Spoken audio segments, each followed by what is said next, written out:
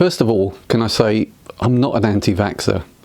I believe in freedom of choice. We've all should have the choice to choose whether we have the vaccination or not.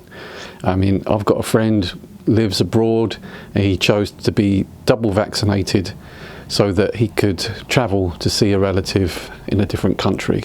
So that's just fine. So I just want to explain why I'm not getting the second jab, or haven't had the second jab. So firstly, you'd probably say to me, well, Andrew, why did you get the jab in the first place? It's a good question, good question. You see, when I was first told about the vaccination, my first inclination was to say no, because I don't even really believe in the flu jab. But because of the severity of the situation, I decided to really look into it. And I looked at both sides of the argument, those for and those against.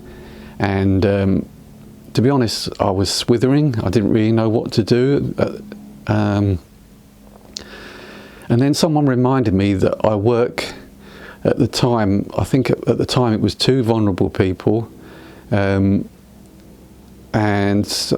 someone reminded me that I'm probably being very selfish by not taking the jab, because that would cause maybe that vulnerable person to get COVID, and then that could be a very serious situation indeed for them. So bearing that in mind, and also I thought about what the greatest commandment says, that we're to love God and love others as ourselves, I thought, you know what, I'm going to get this jab. So the day came and off I went to the place to get the jab. I had no idea what jab I'd actually received, which one. It wasn't really made plain when I got there, but because a work colleague had one 15 minutes after me, I asked her later on, and she said that we'd both had the Astrazeneca jab. So I was waiting for the effects to see if it would have any adverse effect at all, and almost not like clockwork, 12 hours after I had the jab, I began to feel that aching in the arm that they were talking about, and then when I got up, I did feel a bit dizzy and a bit had flu-like symptoms, but it wasn't too bad. So anyway, off I went to work, and then it wasn't till after lunch and I was going back to where I worked from that I began to feel a bit dizzy, and I thought, oh, this is a bit strange, and I didn't feel great at all. When I got back, one of my work colleagues said to me, Andrew, you don't look that good. And I said, to be honest, I don't feel great, and I don't think I can carry on working in the state I feel in at the moment. So I had to go home. I was all right the next day anyway. But those kind of effects that I experienced continued for a while, and I was getting headaches, feeling very tired, and I was having the craziest of dreams. Absolutely crazy dreams. I'll tell you one, and you might even laugh at this. I told my wife the next day and she just burst out laughing. But in the dream, I was at the SNP headquarters, that's the Scottish National Party, and for some reason I was eating in their restaurant, and I asked, in the dream I was thinking, why am I here? But apparently I've been told that the food was really good there. And anyway, as I was eating, Nicola Sturgeon, who's the head of the SNP, she came over to the table and she started flirting with me. And I woke up and like it was a nightmare. Nicola Sturgeon was flirting with me. I couldn't believe it. It really was a nightmare.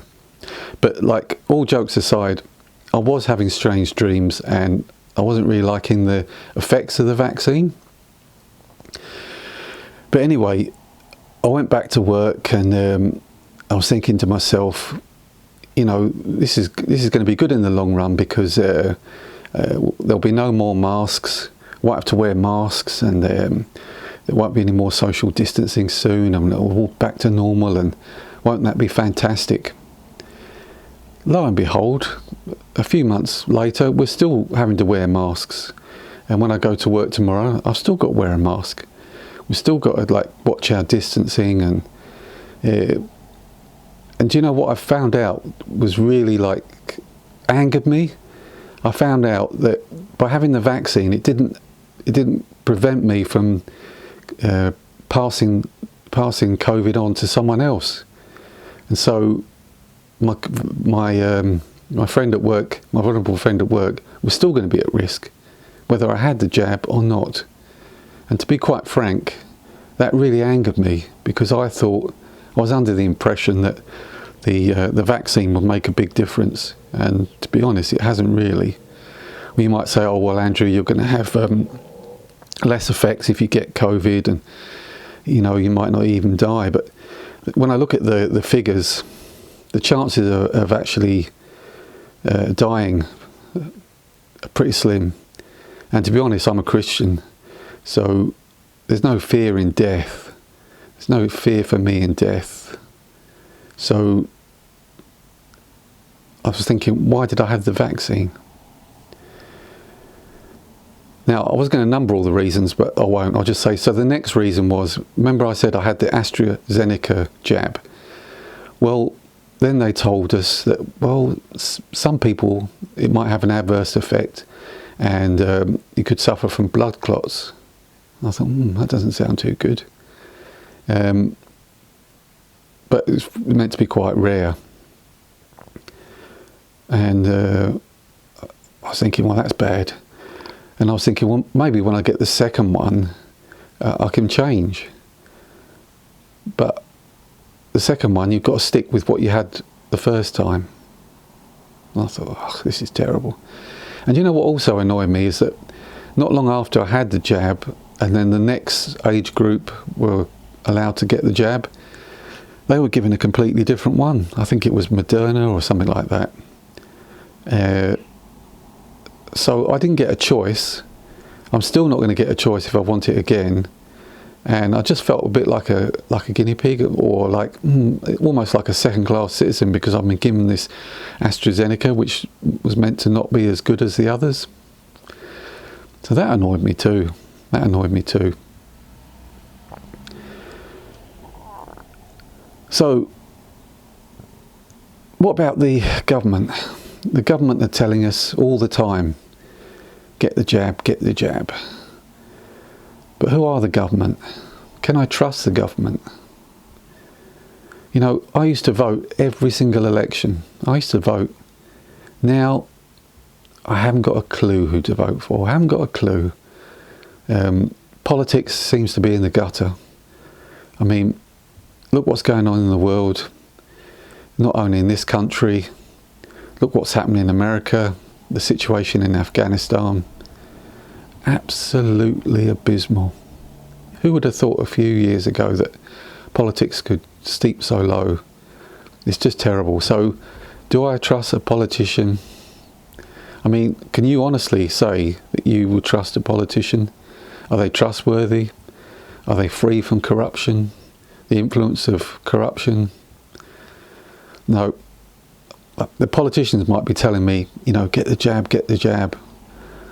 I've got to think, who am I listening to? So that's another reason, the politicians.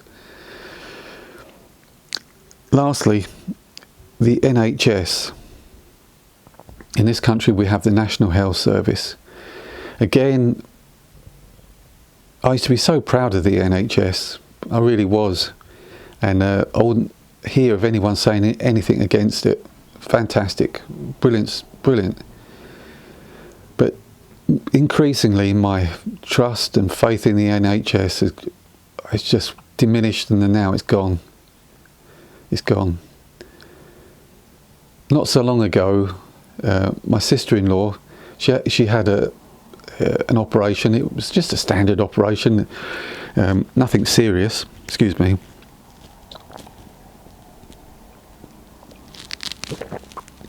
And it should have been very straightforward.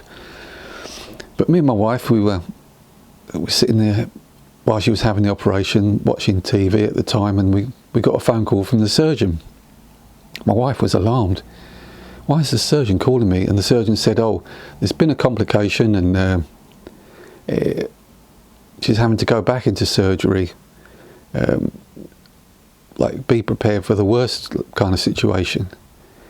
And my wife was absolutely devastated.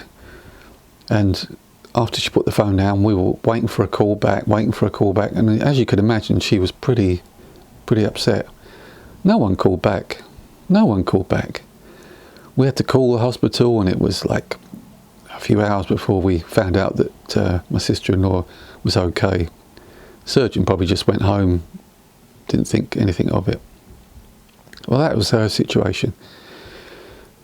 My own wife, her mother was taken from her when she was 9 years old.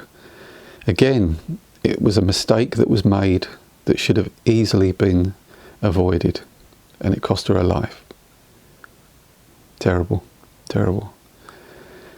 And I don't know about your experience, but so many times I've gone to the doctors, hospitals, they've come up with, it's some kind of virus. We don't know what it is, but it's gone now and you'll be fine, but we don't know what it was. It was some sort of virus. I mean, a few years ago, I went to hospital and they did all sorts of tests on me, put cameras absolutely everywhere, down my throat, in my nose, up my nose, down in my lungs, somewhere else, which was particularly not nice. And again, they couldn't find out what was wrong. They just said, well, we know you were ill, but it's gone now, so, but we can't explain it. So the NHS, and my experience of late over the whole pandemic is that they just seem to be hiding. I mean, I live in a rural town, and okay, there have been an increase recently, but not a lot. But you can't get an appointment, and the doctors are just hiding. Can I trust them? I'm afraid not. So these are some of the reasons why I'm not going to take the jab. And again, as I said right at the beginning, I'm not against the vaccination. I just think that we should all have a choice, and it's good to be able to choose ourselves. We've all got different circumstances, and I just want to make that plain. I'm not an anti-vaxer, but the second jab, it's not for me, and I really regret having the first one, but I hope that doesn't put you off. But I just wanted to explain why I haven't had the second jab.